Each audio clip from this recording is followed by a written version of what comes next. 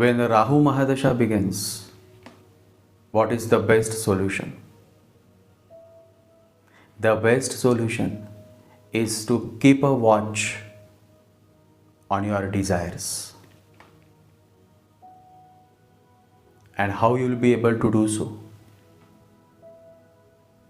By raising the level of your awareness.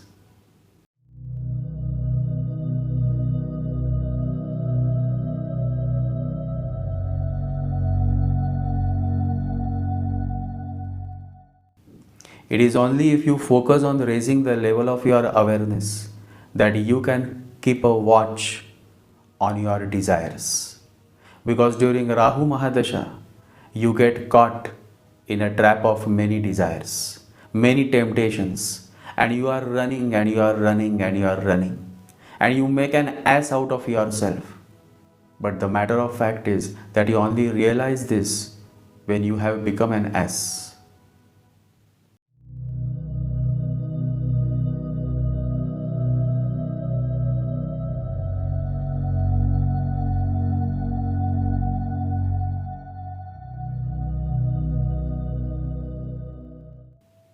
So it is necessary to keep a watch on your desires. If you fail to do so, then these desires, these growing desires, will eventually lead you in the stage of ignorance. And once you become ignorant, then you are ready to go to hell.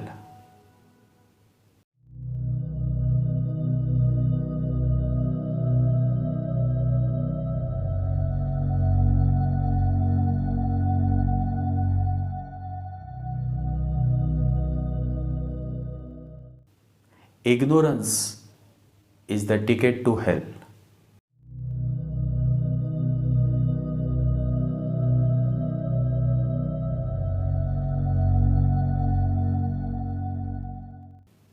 And that is how you start suffering more and more and more as you go deeper and deeper into Rahu Mahadasha. And Rahu Mahadasha is for 18 long years.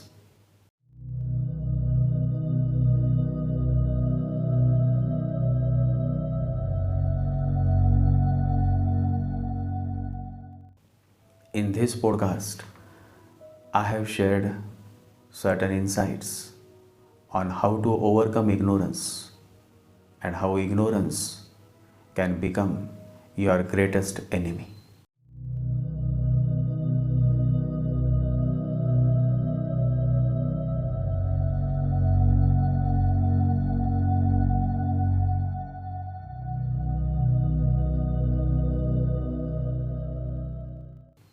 Remember, the greatest enemy is not on the outside. The greatest enemy is within us. That enemy is called ignorance. That enemy is called anger. That enemy is called lust. That enemy is called greed. So there are many enemies within us that first we have to deal with. But see the irony. Look at the irony. Our constant focus is always on the enemies outside. And that is how we miss. And that is how we suffer. And that is how we make our life miserable by our own ignorance.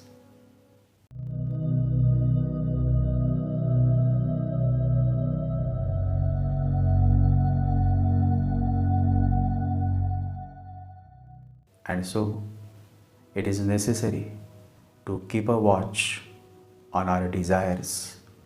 And as Neem Karoli Baba says, when a desire comes, let's say I have a desire of having a cup of tea. And if I don't act on it, then after some time, that desire will go away. And that is exactly what Neem Karoli Baba says, that if you want to have a cup of tea, don't have it, and the desire of having it will go away. But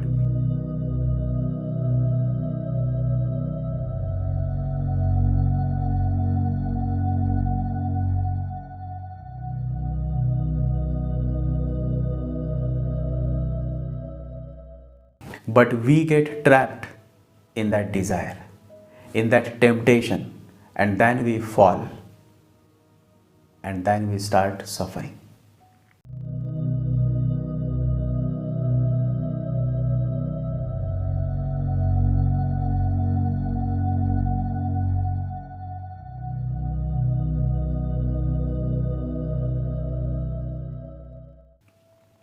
And that is why it is said that let first all your desires be fulfilled, and then you will realize that what a mistake you have done by being desirous.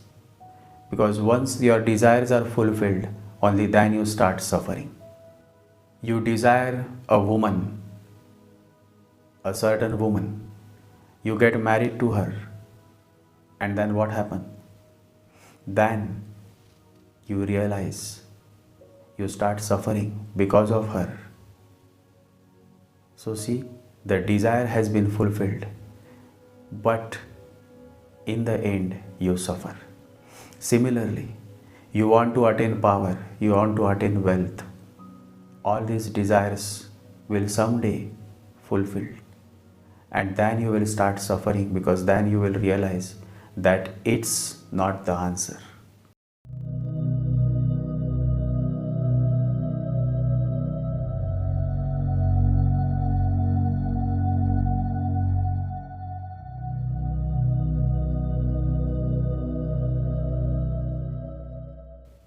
And that is why the Master says that let all your desires be fulfilled, and then you will start suffering.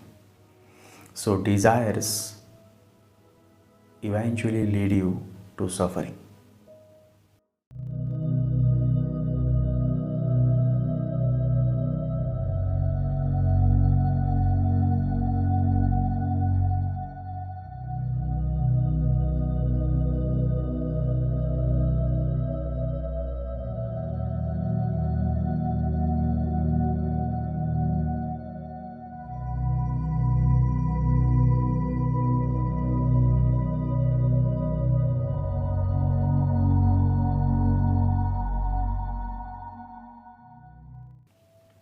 And to attain those desires, you become ignorant. You will not follow any ethics, any principles, just because you want to fulfill your desire. And this is how the whole cycle of misery starts. So the first lesson is to watch your desires and not to fall for your desires, not to fall for all your temptations.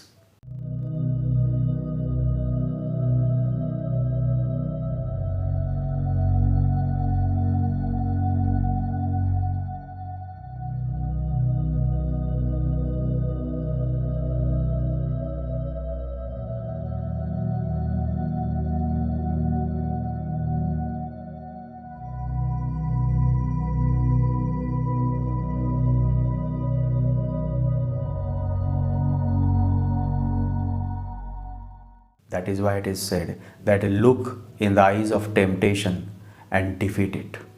But you will be able to defeat it when you yourself have started taking certain actions. What are those?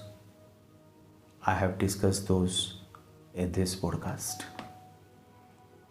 So let's begin.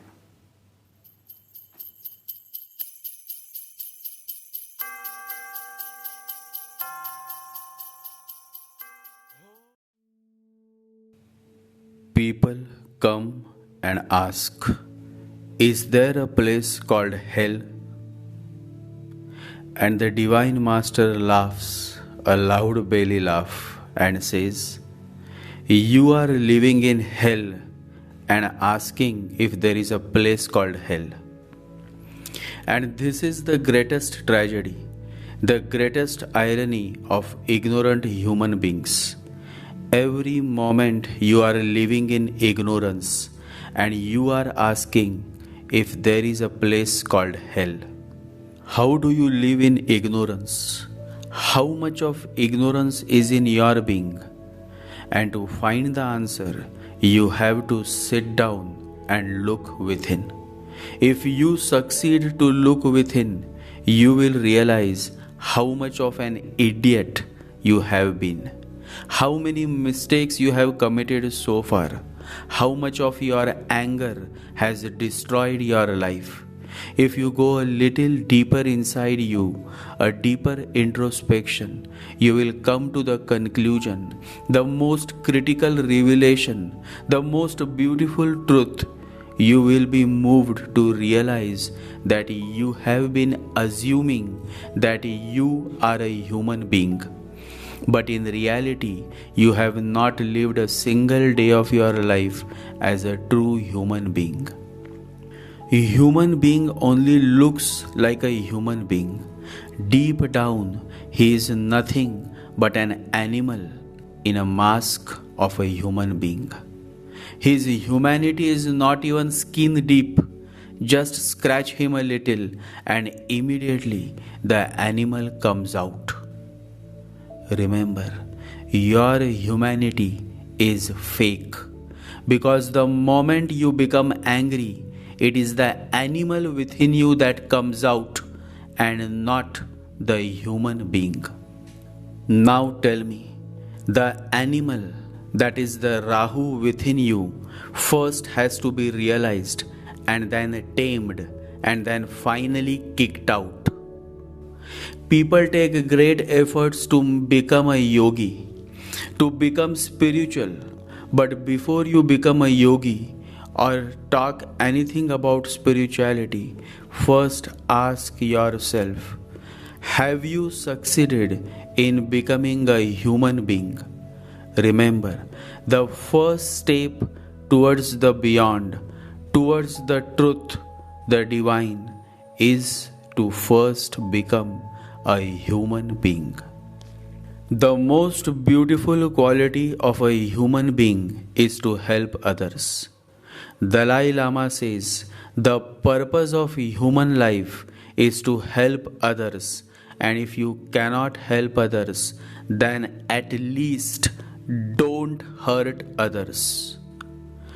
Avatar Meher Baba, the only man on this planet in this decade who helped all madmen, mental patients, and transformed them into enlightened beings. The only man after centuries who demonstrated through his compassion, his love, his actions, that even the most out of mind, a madman, can be transformed into a beautiful man the world has ever seen. And Meher Baba transformed many madmen into enlightened beings. A man who helped people all his life. And so, Avatar Meher Baba quotes, no amount of prayer or meditation can do what helping others can do. Nobody is going to tell you this, nobody is going to dare to share this with you, but I am doing it because I want you all to find the real solution, and not something that will appease your mind, but something that will bring light to your heart, awareness to your inner being.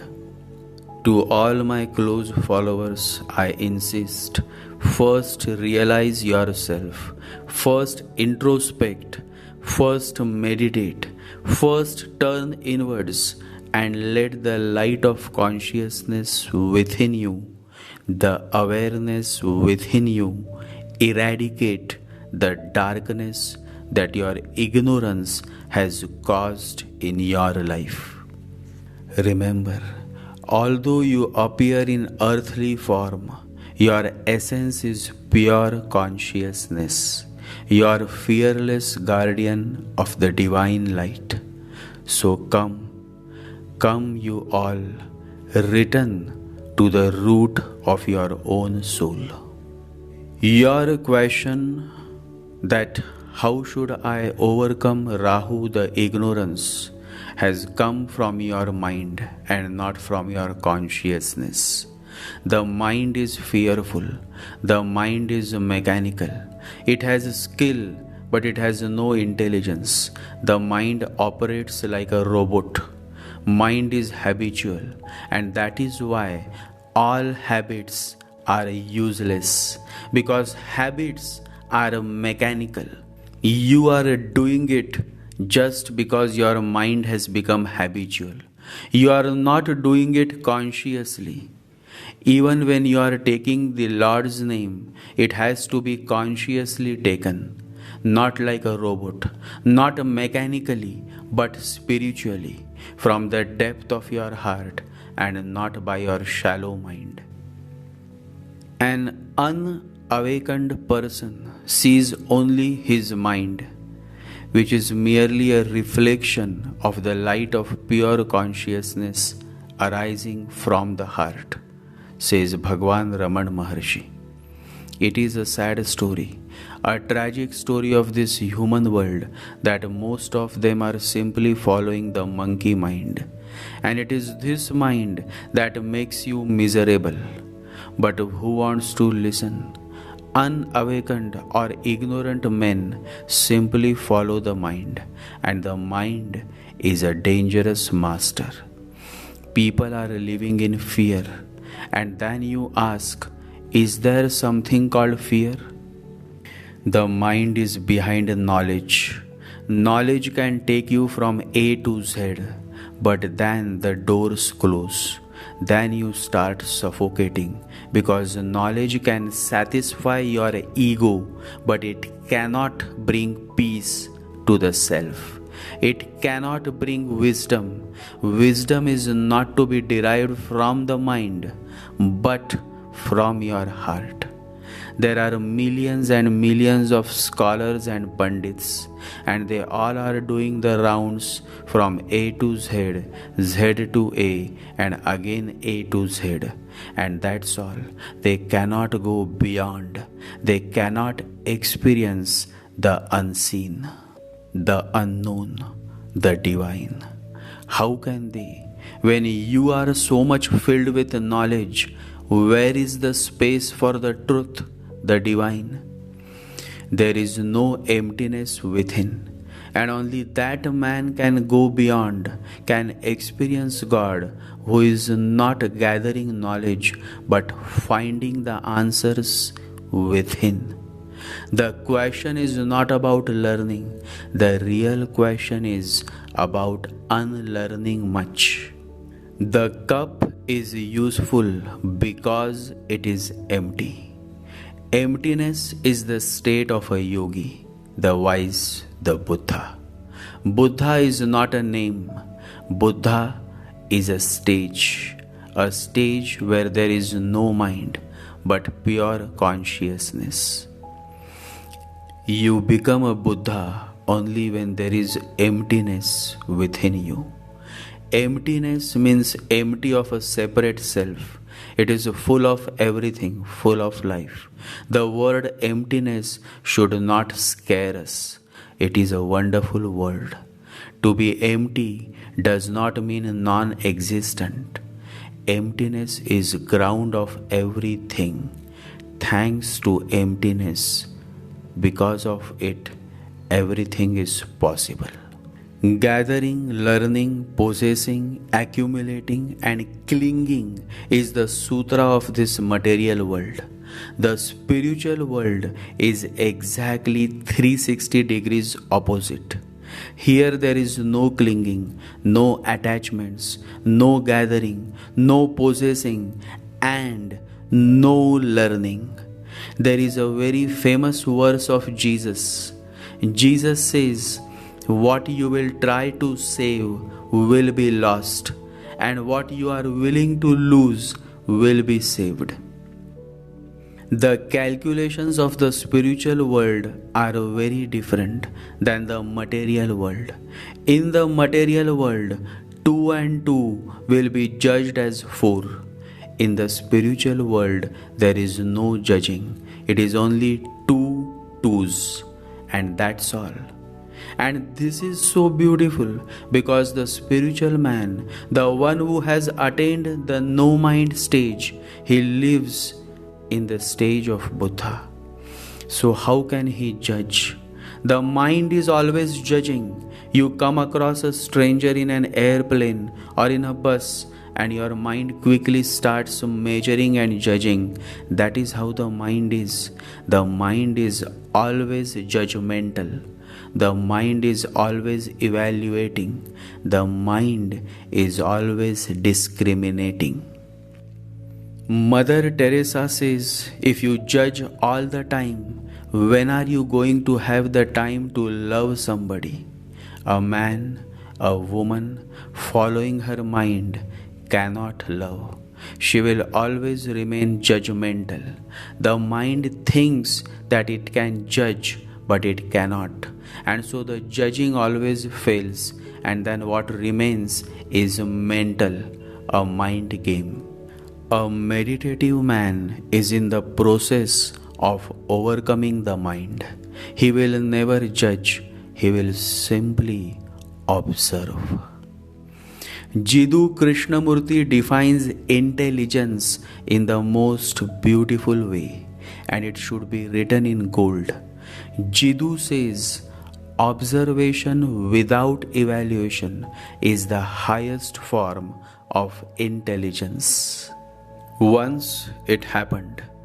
Jesus was sitting at the river shore, and few people came. One of them was pulling a young woman. He was bringing her with force, and he finally pushed her at Jesus' feet.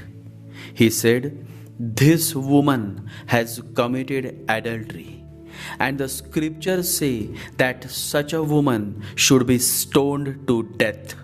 Now tell us, what is your thought on this?" Jesus was such a simple man, a great Messiah, a great human being, and yet he was so simple. He looked at the flowing river water. He understood what the real intention was.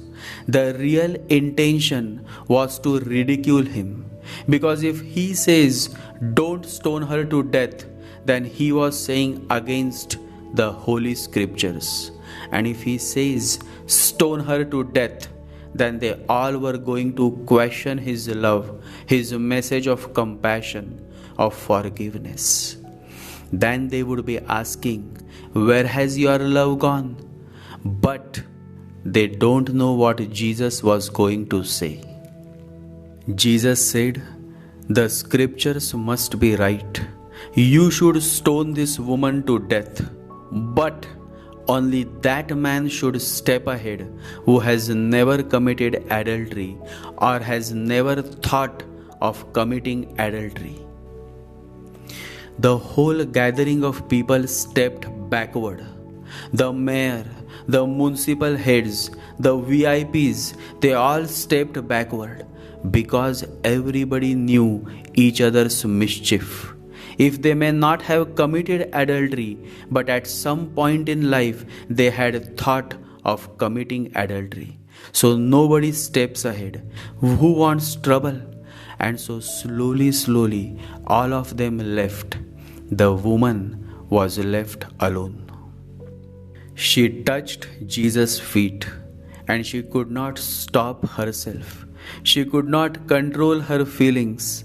This man is something. Whole life was spent, but never had she come across a man as divine, as beautiful, and as compassionate as the man sitting before her. She says, "I surrender to you. You can punish me. You can tell me what my punishment is, and I will go through it." Jesus is unmoved. The masters always remain still. Looking into her eyes, Jesus says, "Who am I to judge? The matter is between you and your God. If you think your actions were wrong, then don't do it again. And if you think you were doing the right thing, then continue. Now you leave." The woman left. But the next day when she comes, she is totally a transformed woman. She bows before Jesus and says, "From now, My life is yours. I surrender to you, O Lord. It is said that the same woman goes on to become the greatest saint that the world had ever known. Remember the words of Jesus. He says, "It is between you and your God. Who am I to judge?" Who is this God that Jesus is referring to? God is the ultimate fragrance of your consciousness. Jesus is calling the consciousness, raising the consciousness within that woman. It is between you and your consciousness, God consciousness. There is no judging, just a divine touch, a divine call to make you aware, conscious of your action, and that is all. And the woman spent the whole night by being awake. She cried a lot on her mistakes, on her foolishness, on her ignorance, and then with the first rays of the rising sun, joy came to her heart. As the dark sky was lightening up, so was her inner being enlightening with the light of consciousness. And then she ran. She could not wait even for a second. She ran. It was a long distance. There was no footwear. She simply ran. Her feet started bleeding, but she was not bothered. In her heart, in her being, there was only one name, Jesus, the man who had planted the seed of transformation in her heart. Through his words, through his love, through his compassion, like Mirabai, she was madly in love with Jesus. And she reached, she bowed before her master. Jesus raised her up and said, "You have arrived." How deep are these words? A lost woman has finally arrived. She is now home and the journey has begun. Compassion can cure more sins than condemnation. The divine masters would never judge. Judging is the job of the mind and not the heart. The masters follow their heart. Judging is ugly. Observing is beautiful. Observe, but don't judge. Don't judge people for the choices they make when you don't know the options they had to choose from. Before you judge someone else, stop and think about all that God has forgiven you for. The mind wants to know, and so people are busy in gathering knowledge. Knowledge is not bad, it makes you knowledgeable. But what after that? After that, you don't know where to go. You may accumulate the knowledge of the whole world, but if you remain ignorant to know yourself, then you remain as ignorant as you were from the very beginning of time. The mind has an agenda.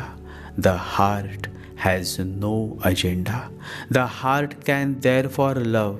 The heart can therefore understand.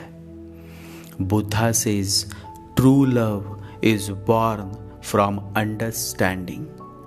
Life is beautiful when you live with no agenda. No agenda. You are simply flowing like that river you see in your backyard.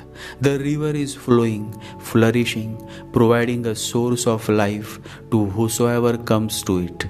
There is no agenda. There is no expectation. There is no demand. It simply goes on flowing. Buddha is that river, flowing river. Jesus is that flowing river. Krishna is that flowing river. Whosoever comes is showered with love and blessings unconditionally. Mahavira is unique. He attained liberation in a unique way. Mahavira attained enlightenment on the night of Amavasya, no moon day, complete darkness. I love Buddha and I love Mahavira. Both were contemporaries. Buddha means the awakened one. Mahavira means one who has conquered his self. And they both had the same title of Jaina. Jaina also means one who has conquered, because the same title belonged to both. It was thought that Mahavira was not somebody separate. Buddha loomed so large, he was such a huge tree, he had such a lasting impact on the country that for 300 years the British scholars and philosophers and historians thought that Mahavira was not separate from Buddha. It is now that the scholars started feeling that this was not right, that they were two different people. Mahavira was such a beautiful man. Perhaps in the whole history of men, there has never been such a proportionate body with such exquisite beauty. And Mahavira roamed naked. He is the Diogenes of India. Diogenes was a great master and he also roamed naked, and he lived in Rome. Alexander the Great was one of his followers. Gautam Buddha had attained enlightenment on a full moon night. And except for Mahavira, anybody who has become enlightened has become enlightened either on a full moon night or close to it. Only Mahavira did something exceptional. He conquered himself on a dark night when there was no moon. One day, a man came to meet Mahavira, and Mahavira was so compassionate towards him that he couldn't believe. He said, "There must be some intention, some purpose, something that you want from me, and that is why you are so sweet to me, so good to me, so compassionate with me." This man is not to be blamed, because that is how he had been experiencing all his life. People are good to me only when they want something from me. But the person seated before him was Mahavira. And Mahavira said, "Don't be so afraid. Don't be so worried. Yes, help is coming your way through me, but I am not the doer." And Mahavira pointed towards the sky and said, "He is the doer. I am just a medium, just a flowing river. Whosoever comes to me is showered with his blessings. And so are you. There is no expectation, no purpose, no intention, just a flow, and that is all." The mind cannot believe that someone is doing something for you selflessly, because the mind is selfish and dangerously possessive. Only that man can realize the real thing, the truth, the love, who is steadily moving out of the grip of his mind. And that is indeed the purpose of meditation.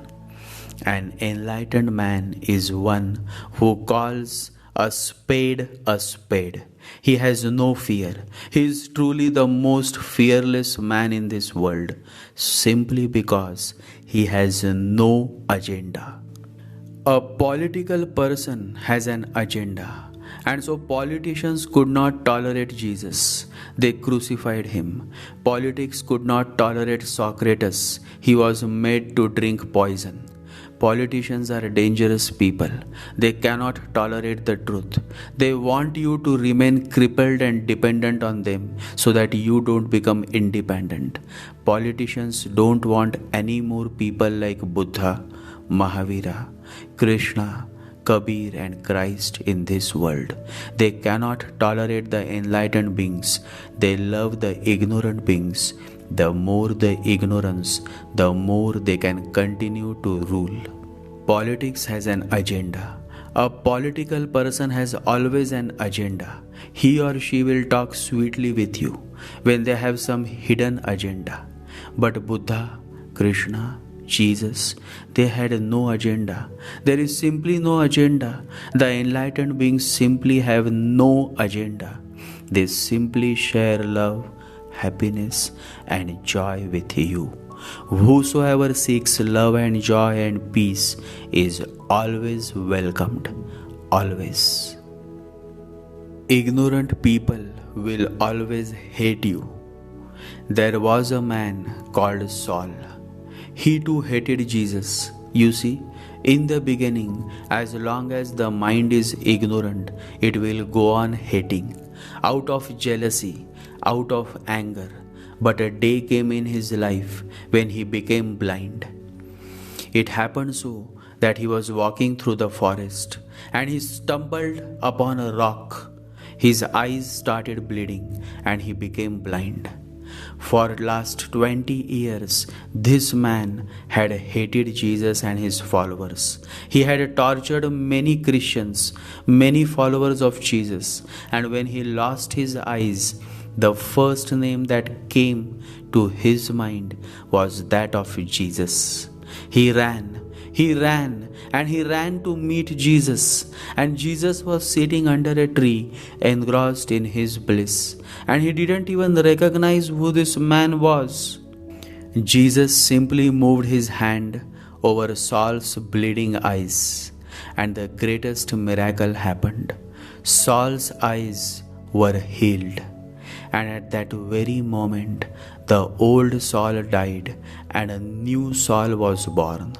Saul hugged the feet of Jesus. He cried and he cried, and there was no stopping. With every drop of tear, his ego was washed away. His ignorance was washed away.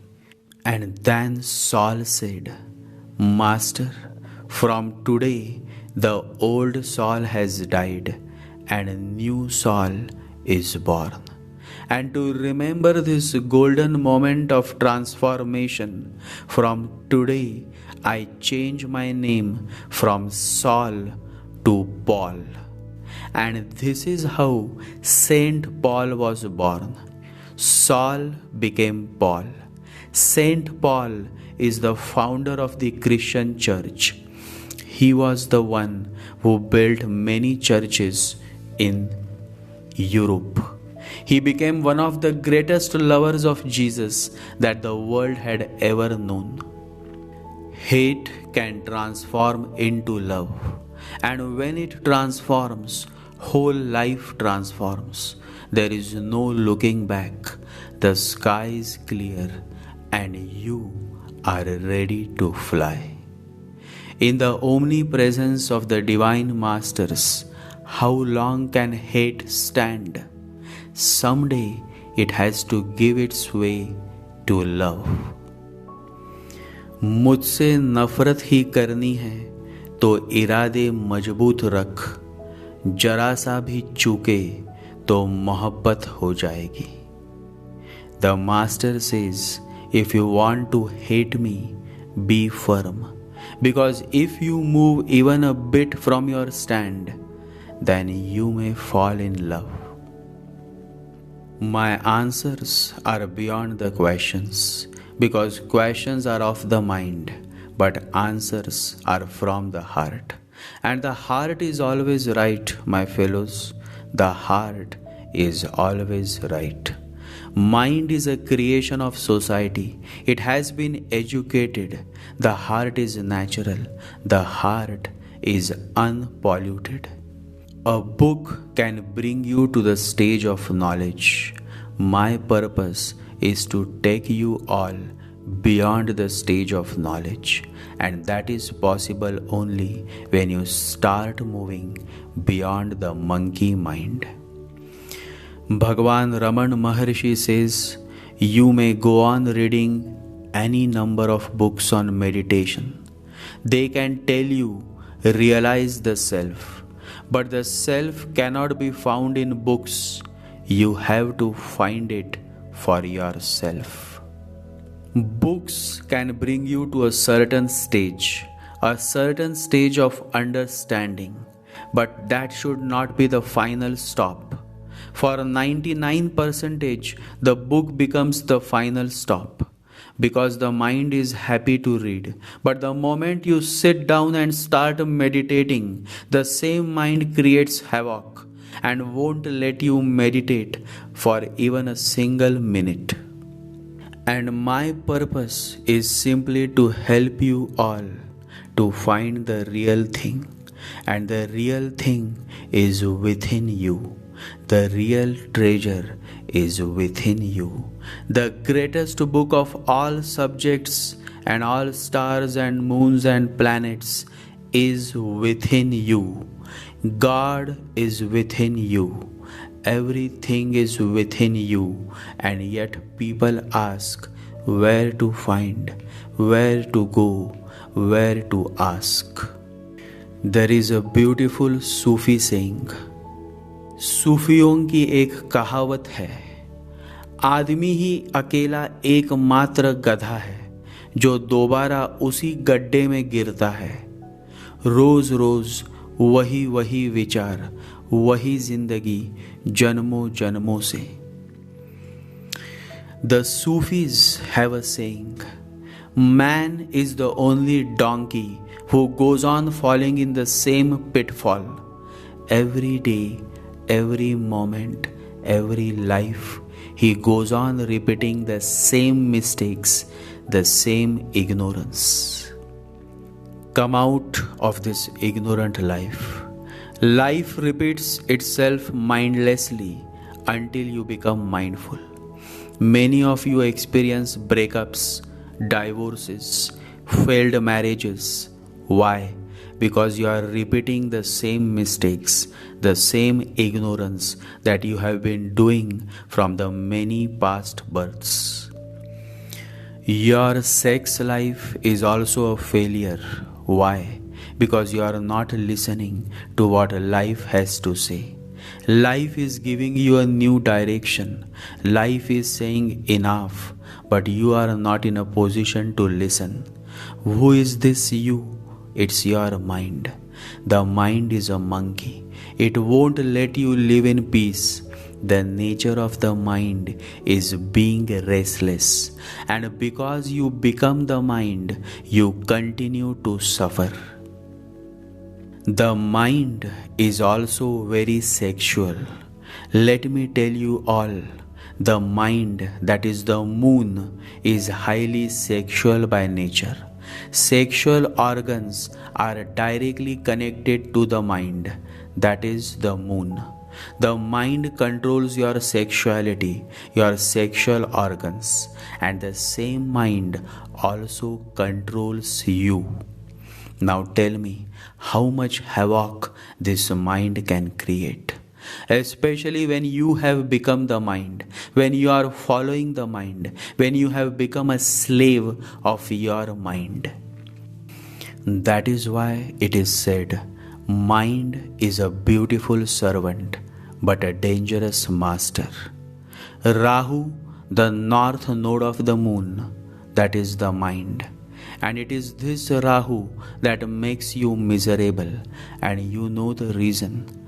The reason is the nature of clinging that Rahu brings along. Clinging or attachment is the root of human suffering. Why is it difficult for you to stay alone when your girlfriend or boyfriend has left you? Why? Because of the attachment. Because you have been clinging so much that now when the other person has left, you are totally lost on what to do. And the irony is that you are again looking for someone to whom you can cling to. You see, your attachment, your clinging becomes the greatest hurdle between you and your happiness. You only lose what you cling to, says the Buddha. So come out of this nature of clinging, and you will be able to do so when you start moving out of your mind. Because it is the mind that clings. the heart is free. It always is. It always was. It always will be. So, my dear listeners, maybe this is my last podcast. Maybe this is not my last podcast. Because neither I am attached to anybody and nor you should be attached to me. Just rejoice in my sharing. Just be here now. Be in this present moment and let life flow. Life is a river that would always guide you in the right direction. Always remember, the river has no destination. Our life also should have no destination. Only then can we truly live, truly rejoice, truly celebrate life. Life is the greatest journey you will ever be on. I pray to God that may all my listeners and close followers and insightful souls enrich and raise the quality of your life by raising the level of your consciousness. How will you raise the level of your consciousness? By turning inwards, by becoming more and more meditative. Love deeply, love without jealousy, love blissfully, and help each other to be more meditative. Look within, quiet the chattering mind, and the soul will speak. Meditate. Jai Sri Ganesha, Jai Guru.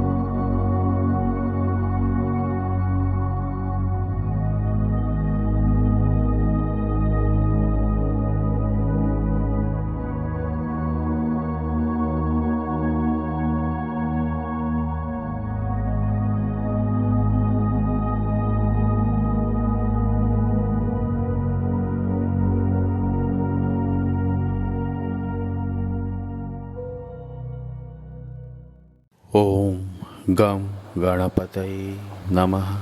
Om Gam Ganapataye Namaha. Om Gam Ganapataye Namaha.